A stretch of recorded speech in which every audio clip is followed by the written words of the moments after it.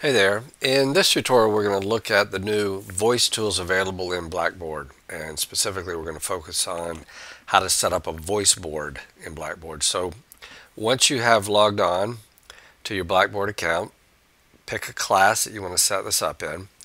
And the best thing to do is to set up a voice board in one of your content areas. So you can either choose one of your existing content areas, or you can click on the plus sign up here and then create a content area that you can use specifically for voice board assignments and the other voice tools. I'm going to just choose assignments for now. And then you want to click on Add Interactive Tool. So whatever content area you choose, it doesn't matter. Pick the content area and then click on Add Interactive Tool. And you can see that we have voice email, voice board, voice presentation, and voice podcast are available to us. I'm going to choose voice board, and then you're going to have certain settings that you can configure. Set a title. I'm going to call this holidays. And then under description, you can give an assignment in terms of what sort of parameters or topics you want your students to talk about. I'm just going to say describe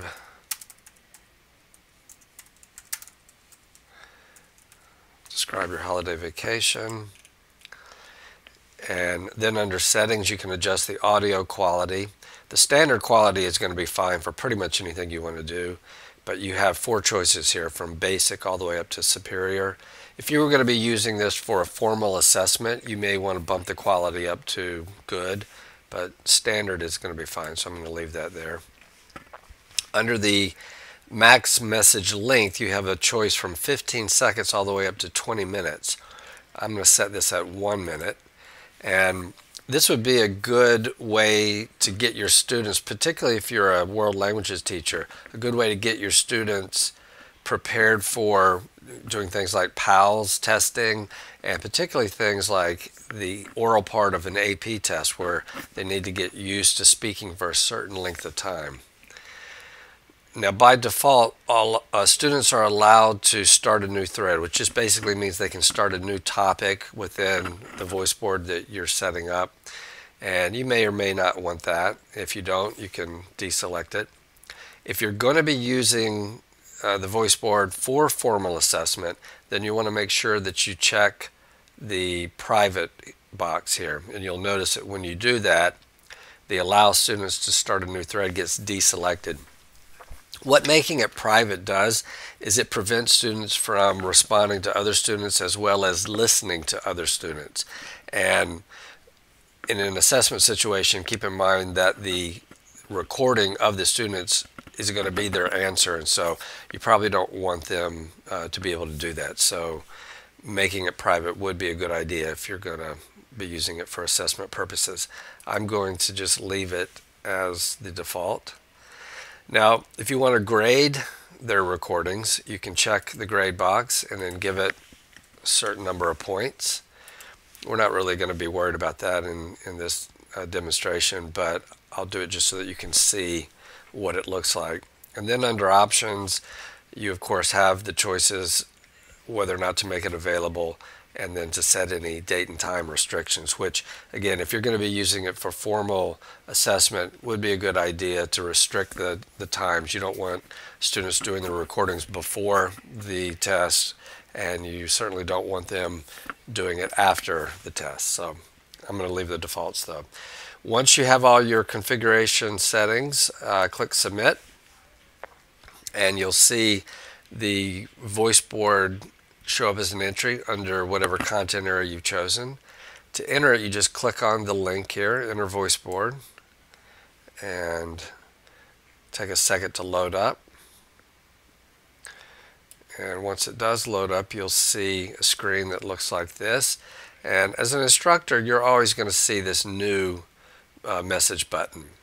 And that's what you click when you want to do a new recording. If you don't check the box by allowing students to start a new voice thread, then the students won't see this new button. But they they will see the reply button. So to get started, you just click on the new button and you'll see the compose window, and I'll talk about, let's say, holiday food. Now under here you've got your record button that you can click to get started, but you also have below a text box, and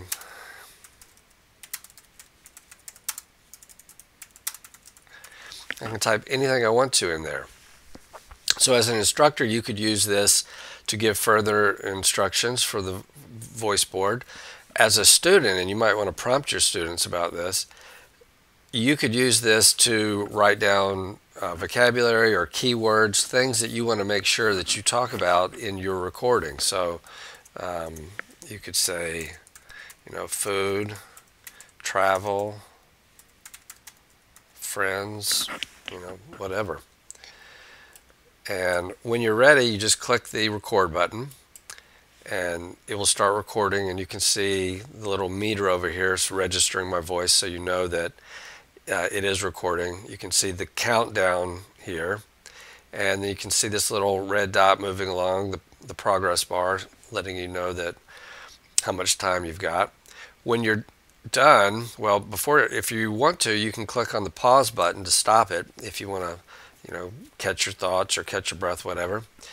When you're ready to begin again, just click the pause button again and it will continue. And then when you're ready to stop, just click the stop button. Now, once you are satisfied with your recording, you can click post, and that'll post your recording to the voice board. So this is the recording here. It's just listed by subject and username, and then it'll give you a date. If I click on this, it'll show up down below, and you can see anything that I typed in that text box will show up down here. And if I click on the green triangle here, this is the play button, I can listen to the recording. It will start recording, and you can see the little meter over here. You get the idea. So we'll stop that.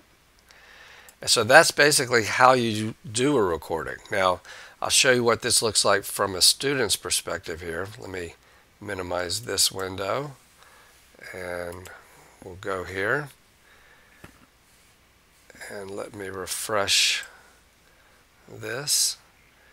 So I'll go over to assignments, and I'm logged on here as a demo student. So here's the voice board, and from a student's perspective, I'll click on that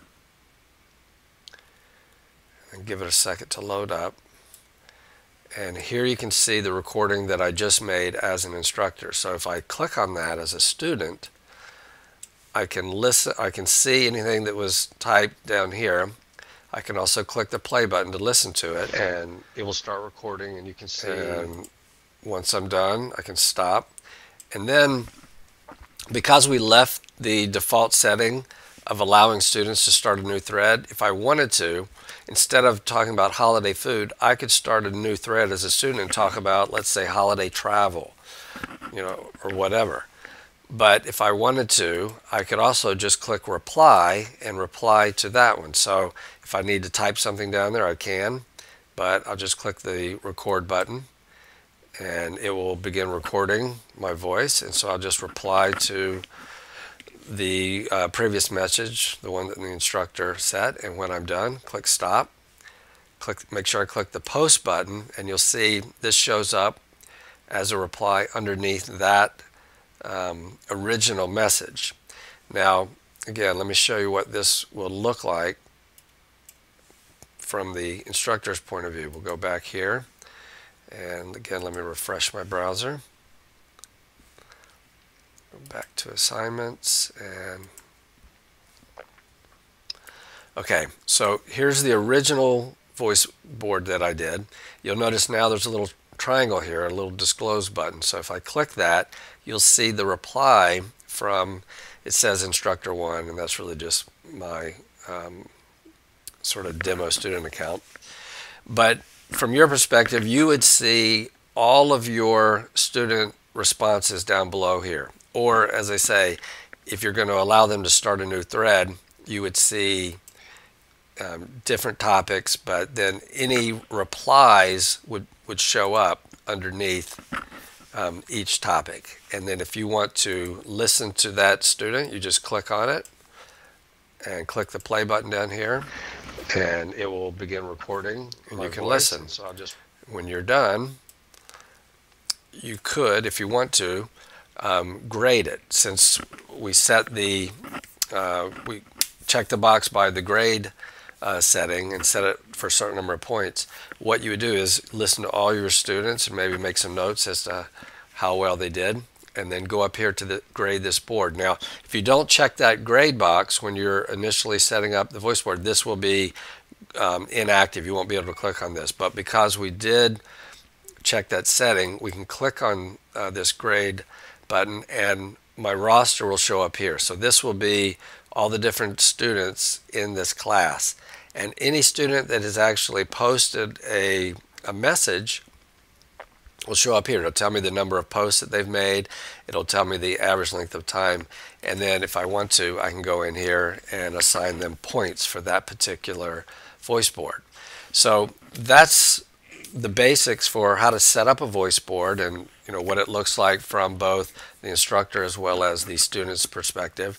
And there's more that we can do with this in terms of the grading and different sort of settings, which we can get into in later tutorials. But this should be enough to get you going. And if you have any questions about this or run into any problems, please don't hesitate to ask, and I'll be happy to help you. Okay, thank you.